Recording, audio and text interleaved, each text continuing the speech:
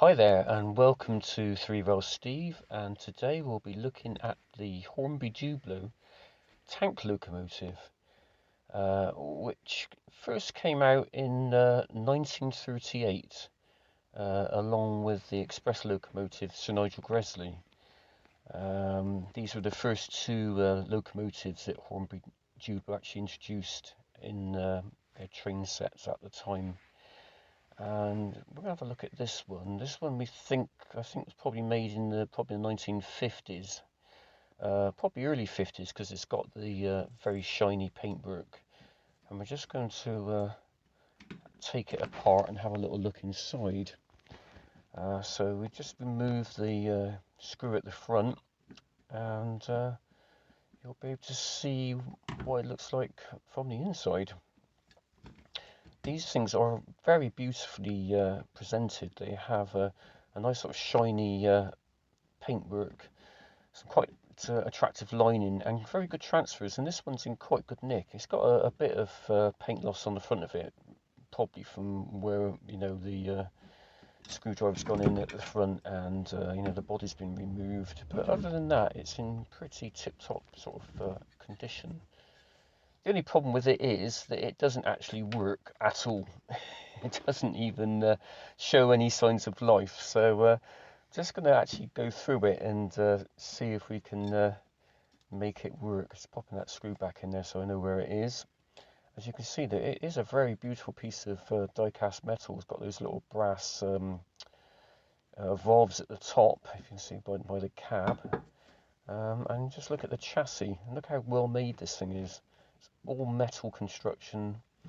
So you've got the vertical motor and the third rail pickup underneath. Just take the coupling off. It's interesting because it's got a little spring on that one actually that sort of keeps it in position.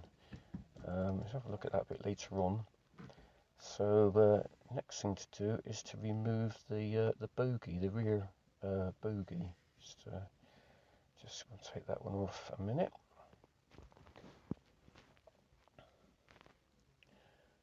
And we'll see what we're dealing with.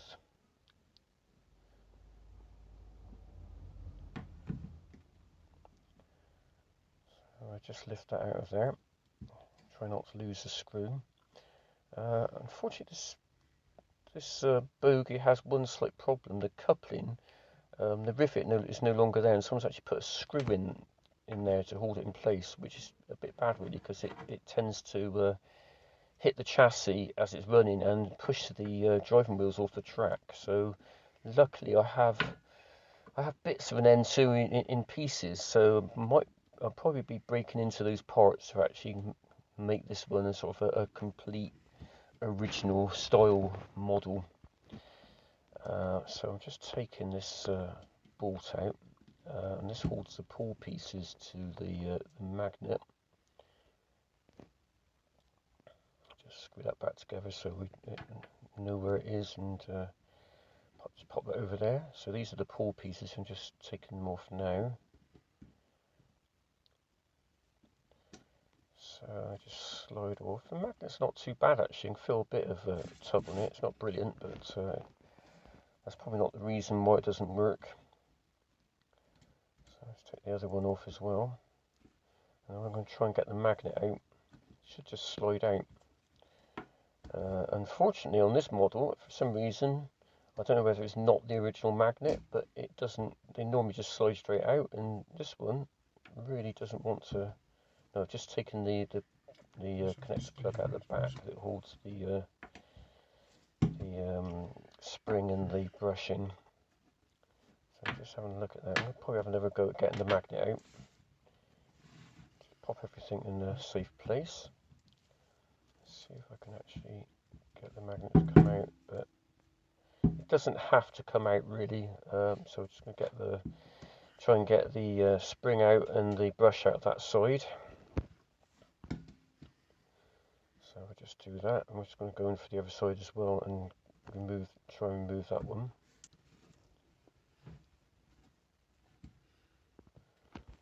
So yeah. So So now I'm going to undo the top bearings. So it's got this spanner, which is a nice slim spanner. I've made it slim by grinding it down slightly so it actually fits in the space between the top of the housing and the top of where the commutator is. So just loosen that off. I'm just going to remove the brass bearing holder, which contains a small ball bearing, which we'll probably remove in a minute. And just check and see if the ball bearing is actually in there, and it does appear to be. You can really see them, sort of quite shiny things. I'm going to try and knock it out, but we'll have a look at that in a second. Just give it a little clean, some electrical cleaner. So just give that a little blast. Hopefully it will pop out.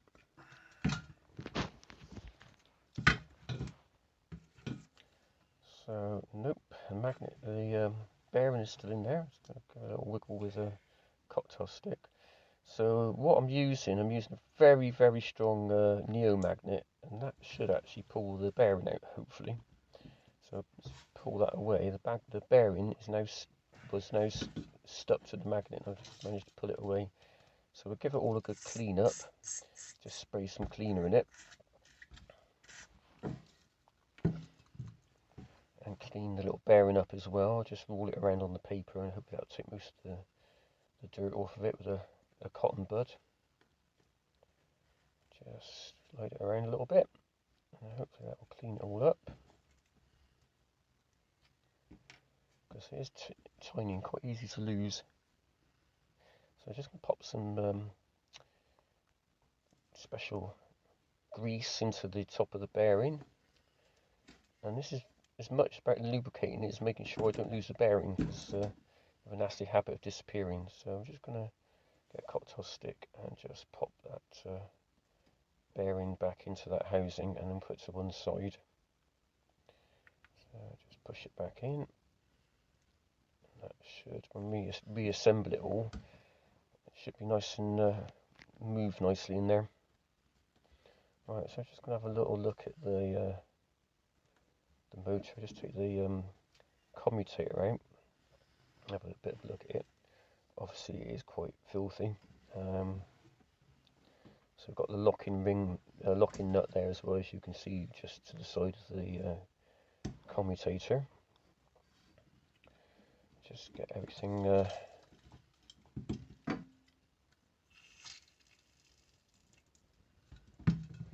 just give it a little bit of a clean as well.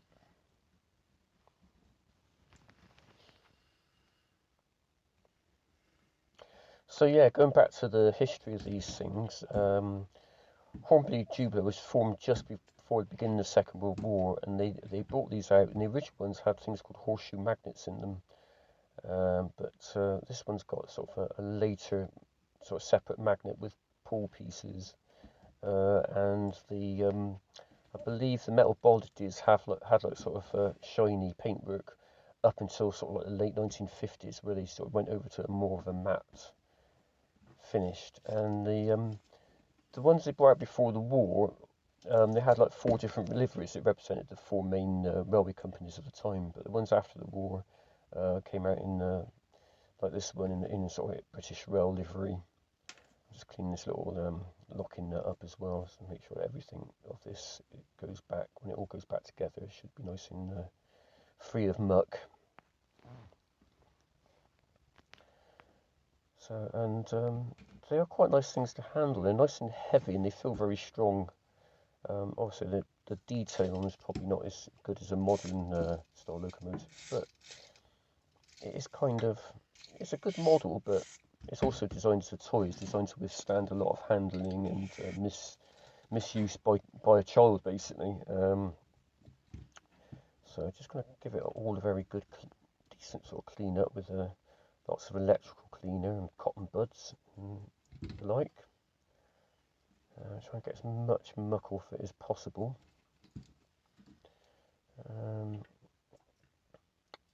So yeah, they're always pretty grimy. So get all that grime off. Obviously not seen all of the cleaning because it takes flipping ages to do. You've just seen some of it. just testing to see if it rolls very freely, and it's okay, but it's not fantastic. So I'm just going to give the top of the commutator a clean up. So just using a fibre brush just to get it nice and clean, and in a moment I'll probably pick the slots out with a cocktail stick. Going back to the to this, just getting the other there's another, take the spring out, but I'm just getting the other brush out as well, that was there, and probably give those a nice clean as well. So just having a look, there's a spring in there as well, it just needs to come out. So let's just put that to one side a minute. So that's the other brush just popped out there.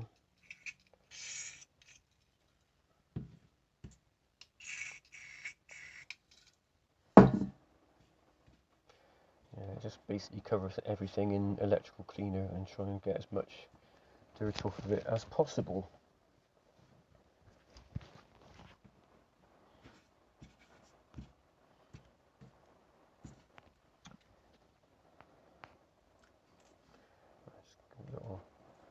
All around, just pick it up with another, just give it a little bit of a clean with a cotton bud, and yeah, try and clean inside where the actual brushes, the hole for the brushes as well. So I'm just using I'm just trying to cotton bud without the tips, it doesn't really fit through the hole otherwise, and see quite a bit of muck is coming out. So I think what I'll do in a minute, I'll just find something else to clean it with, because that is not particularly effective way of getting it clean. So let's pop that to one side.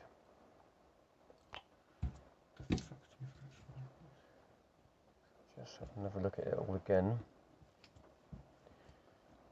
And try and investigate also why it doesn't actually run.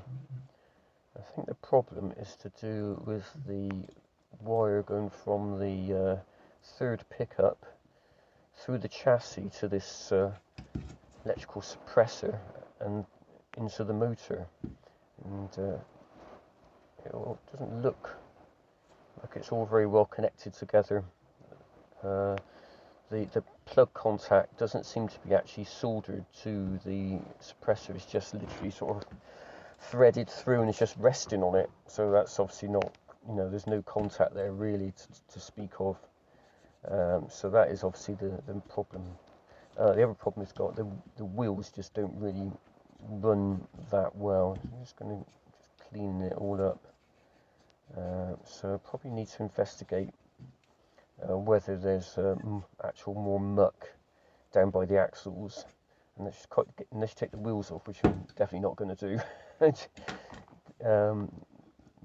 It's quite a sort of a tight space, and I'm guessing over time that lots of hair and bits of carpet fibre get wrapped around the inside of the wheels, which doesn't help it to run very smoothly or well. So just giving the wheels a bit of a clean, and just have a look at the armature again. Just going to clean those slots out. So I'm jumping around a little bit here.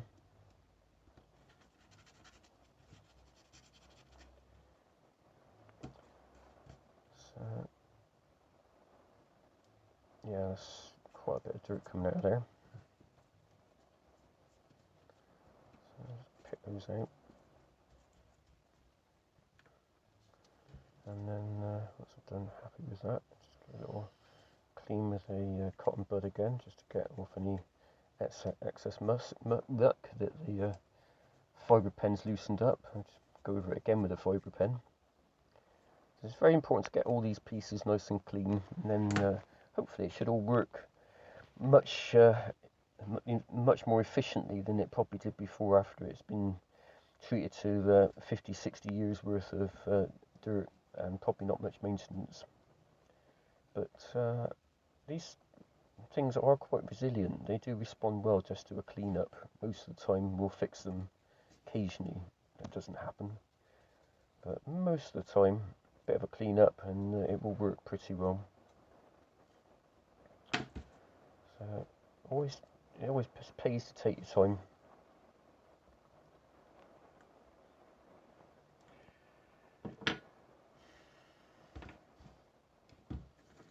A little bit cleaner. Obviously, be a bit careful around the windings. You don't want to disturb any of them or any of the wiring, because you don't really want to have to rewind it, because that is quite a tedious job. Probably best left to somebody who's into that kind of thing. So I'm just having a look at this connection, if you can call it that. So I'm just going to go in and have a closer look at that. And I don't know if you can see, actually, that's a suppressor, and a bit of wire is supposed to connect it to the suppressor through the connection to the third rail. Through the third pickup. It's not even attached. It's just a separate piece of wire. So that's how it came from eBay. It was sold as a runner, I seem to remember, but I don't know in which universe that would apply. So I'm actually just going to snip the suppressor off. You don't really need it, because it's there to suppress a signal which affected analog televisions, particularly of the time. Everyone has digital now, so it shouldn't be a problem. And you get probably a better contact if we just connect the wire from the plug directly to the contact for the third pickup. So I'm just going to probably in a minute solder that back together. I'm just going to pop some flux on it. Let's use this rather posh flux that I get from one of the model railway shops, which doesn't seem to corrode. Some of the fluxes you use seem to create an extra problem. They seem to corrode the actual surface that you put them on. So I try to avoid using that if I can. So I'm just going to solder this all back up. So I'm just going to put a bit of tin up that wire and tin up the contact on the locomotive. Just going to pop a bit of solder on there. A little bit of nice bit of tinning up. It's a bit further away from my fingers than the video would suggest, actually. I'm not that crazy.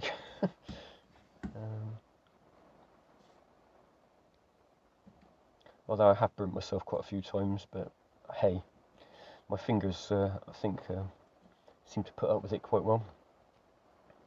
So just pop a bit of solder on there as well, and then we should just be able to melt it together quite easily.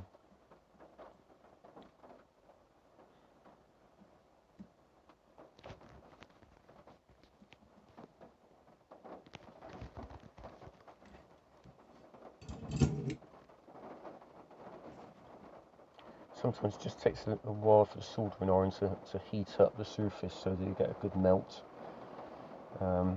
If you just try and sort of do it fairly quickly, then really you're not getting a very strong bond. So I like to get plenty of heat into it if I can, and then hopefully when you put the soldering iron on again, it should just melt it quite nice and quickly, and you get a nice join. So I'm not the best solderer in the world, but normally generally works. So just get that together, and there you go. Should have a nice contact. So now we're going to go have a look at the wheels again. See, they're not really spinning that well. So need to actually get something that will actually get into those axles without causing any real damage to it. So I think what I will use, bizarrely, is a yellow toothpick, or it's one of those sort of like little miniature brushes you use for cleaning, inch-dentine brushes you use for cleaning between your teeth, and they're kind of perfect because they're made of wire and they have a sort of like fibre brush on them, So I'm just going to just get as much cleaner into it as I possibly can. I'm just going to, yeah, so pops a bit of oil in there as well, just to sort of loosen it up a little bit first, and then we'll go back over it again a bit later. This is just to see really if it will actually, if it just spraying it with the cleaner has made any difference. I'm not terrifically convinced it will have, but let's put a few little dabs of oil in there just to see what it's like. So I'm actually properly lubricating it here.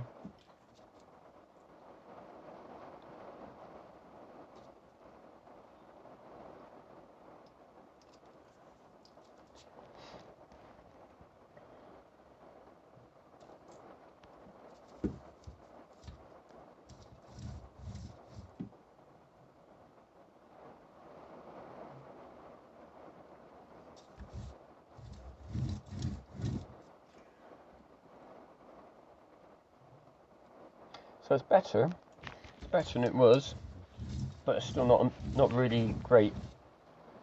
As you can see, as soon as you push it along, it stops rolling. So there's still a bit of resistance there. I know the bearings aren't great. It's just an axle on the metal. There's no actual separate bearing like you'd get on a modern locomotive. It's fairly crude in that respect, but it works well enough with the type of motor that you have. It's quite a strong sort of motor. Yeah, it's improving. It is actually rolling a bit now. So I'm just going to pop that away a minute. Just got one dab of oil to get rid of.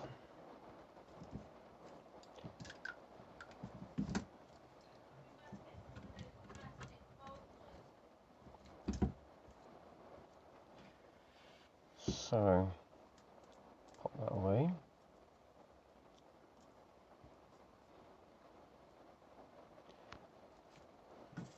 So we're going to use this little dental stick, and I'm going to spend quite a long time doing this, and probably this will be edited a lot. But the aim of the game is to get rid of all the hair and stuff that's accumulated around those axles. So I'm going to try and drag it out with this brush, and using some tweezers I'm just going to try and get rid of it. And then hopefully by the end of this process it will work much more effectively. So yeah, that actually took me around about probably about 45 minutes to an hour to clean those inside those wheels out. Quite tedious, but well worth doing. I managed to pick out quite a lot of bits of carpet fibre and hair, and now it's pretty clear of anything that will stop those wheels going round. So now it's a question of getting the commutator back in. So I've already, probably off camera, I've already lubricated the bottom bearing. There is a bottom bearing in there as well, and I've actually put some grease in there. So I just need to get the locking nut on top of the commutator before I slide it back in again. And then it's a question of getting the bearing in the bearing housing on the top to line up, and then we're just going to tighten it all up together and get the adjustment. So the adjustment is you keep tightening it until you can't actually rotate, or you feel a little bit bite on the rotation of the armature. So you tighten it down, and then you just back it off by about a quarter turn or so, and then that gives you the amount of free play that you need to account for any heat expansion when it's running, and also it means it runs nice and smoothly. So I'll just get that in there. So I've got that flipped upside down, so the locking nut is now resting on the thread of that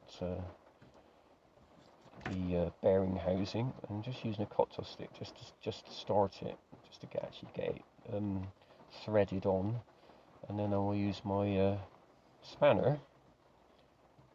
So I've got that threaded on nicely. I use my spanner to tighten it, so that locks it in place. I'm just going to keep an eye on the adjustment at the top, make sure it doesn't actually move. I could just pop a screwdriver in there, I guess, but it should just stay where it is with any luck. If it doesn't, then I can always go back and redo it. So just want to tighten it up so it just nips up ever so slightly. Don't want to put any real force on it because see, it's looking at things that are quite small. Right, so that is all back together. Just pop the brushes back in, the springs as well.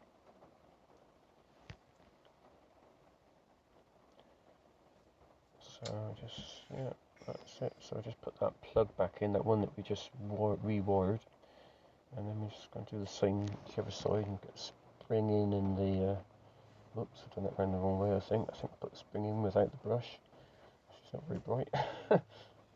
So brush in first, then spring, and then plug. As the brush goes in, spring goes in, and then the little metal plug goes in. So that's good.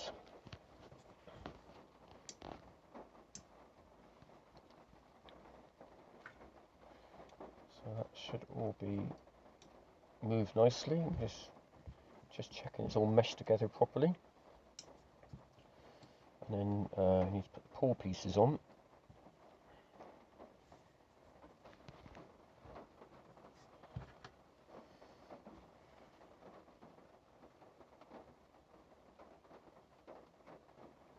And they kind of stay on because the magnet holds them in place. Obviously, as soon as you take the pull pieces off the magnet, then the strength of the magnet is instantly reduced because the pull pieces and the armature act as a keeper and keep the magnetic field in place. As soon as you take it all apart, then that kind of the magnetic field is definitely weakened. But that doesn't matter because we're going to stick it through a magnetizer in a minute anyway. I'm just going to tighten that, locking that up as well, so it nips up nicely. And then we've got that all back together. So that is pretty much the motor reassembled. And then we are going to, not so happy with it. I should also mention that I spent probably about the best part of an hour cleaning all the wheels of the locomotive.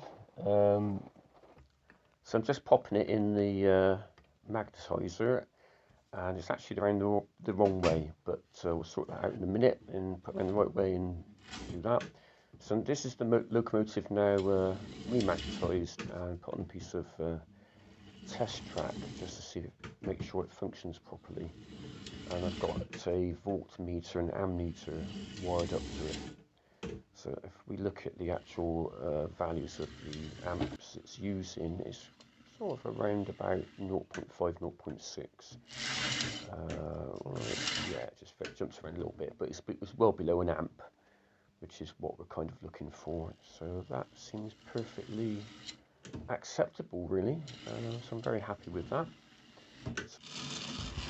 So I'll just leave you with some shots of it actually running along the track. I'll just try and do some slow running as well, just to show you that even at very old, it's quite a capable locomotive. And I'm just going to say thank you for watching Three Wheel Steve, and I will see you on the next video. All the best. Bye.